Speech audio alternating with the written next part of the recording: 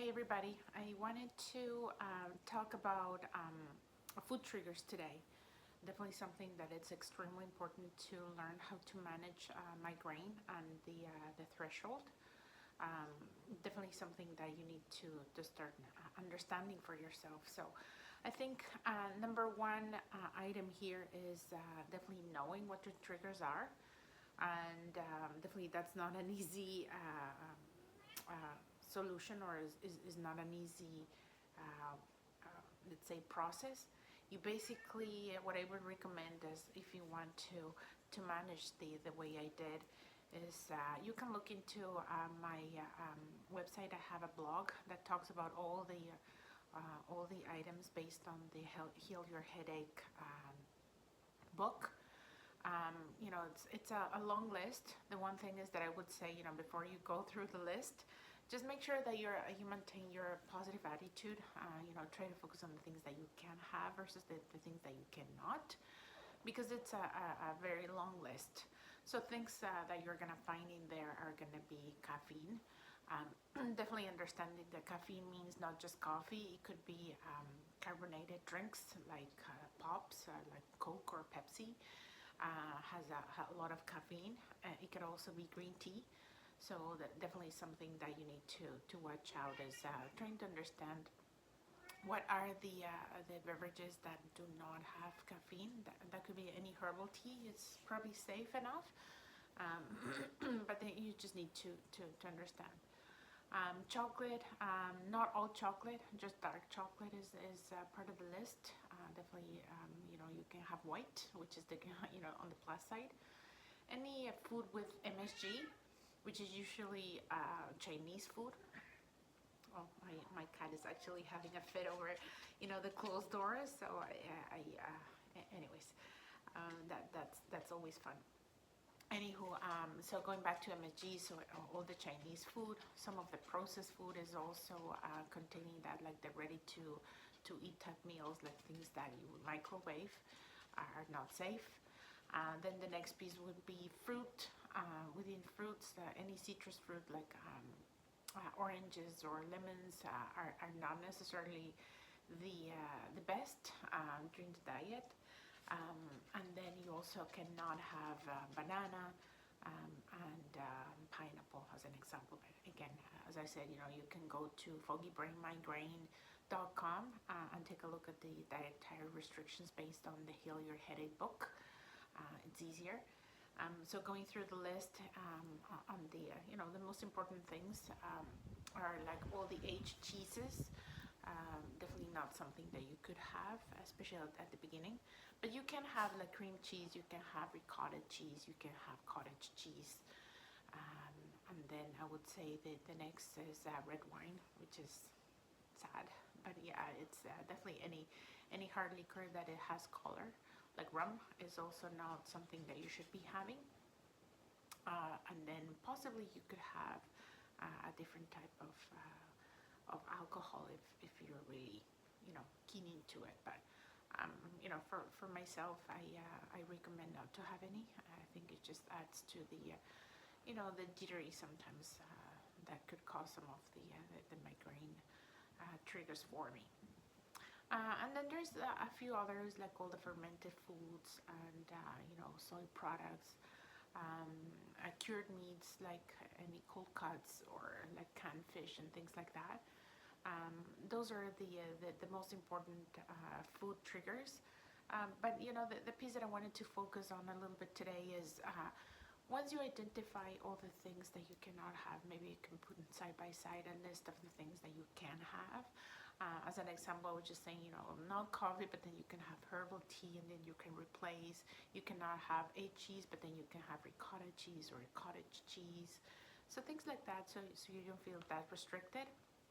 And then when you go into planning your food, definitely something that you would need to negotiate with the people that you live with, just so you don't have to, like if you cook at home, definitely better if you can negotiate with your family members or the people that you live with, to make sure that you can follow one diet, and you don't have to maybe cook for like two different meals and things like that, because that's just adding a lot of stress, which is definitely another trigger, so you don't want that.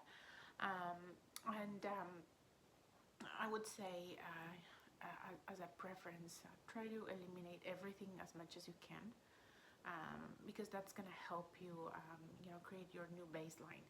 So once you eliminate everything, try to stick to it. I would say at least for 3 months. If you're finding it too tough, try your best to make sure that you eliminate as much as you can for the longest time that you can possibly do it before you start reintroducing anything. And then at the time that, let's just say that you've gone through your 3 months, you've eliminated everything in the food list, and then you're having, only the allowed foods and drinks, then that should help with the severity of the attacks and the frequency. So the longer that you can maintain, I think that was, my biggest moment for me.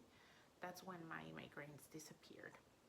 But then don't get too optimistic at that point, or maybe too lenient at that point. So you have to really be strict, stick to it as much as you can, and then after the 3 months, maybe you can start reintroducing one thing at a time. So let's just say that your biggest thing that you miss, is cheese. Maybe you introduce that for a couple of weeks, and if it does not trigger a migraine, then you can leave it and then go to the next. So let's just say the next is possibly dark chocolate. You can introduce for another 2 weeks. You have cheese, you have dark chocolate, and then if you are able to maintain your migraines in check, meaning that the frequency has not, like, you haven't started with the attack, the frequency is not coming back again, and of course the severity is not there, then you can keep going and then keep introducing different things up until the point where you start feeling, I'm probably already know if you're a migraine, if you have migraines for a long time, you already know when one is coming. That's when you need to somehow go back to either eliminating everything again, or at least try to eliminate the last item that you introduced, and try to see if your body can kind of settle down. If you cannot settle down, and then that means that you're having again the migraines possibly every day, or you have a big attack, then you have to kind of restart all over again. That's why it's really important to do this process like one by one, just so you can see what actually takes you over the threshold and what takes you over the limit, and then you can always dial back. So I think once you're able to manage that, you'll see some relief, definitely.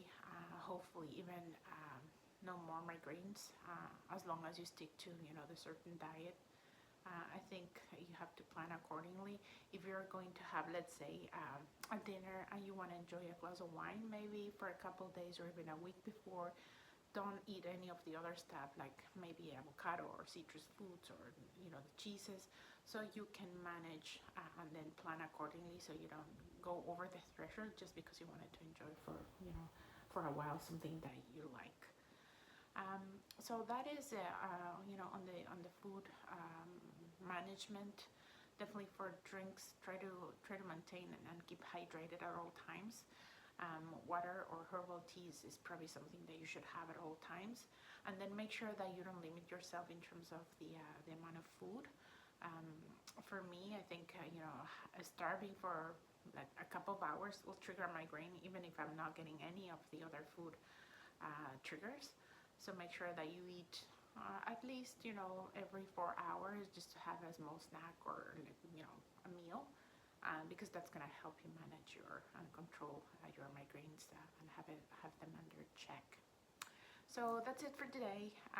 Hopefully you can start your elimination diet. And I would say the last tip of the day is going to be journal. Write everything down. Make sure that you understand what works, what didn't work, when the trigger happened, or when things went sideways, so you can either with success you can do it again, or if you fail on the process, then you understand what failed and then you don't repeat that again. So don't forget to subscribe, and until the next time, bye.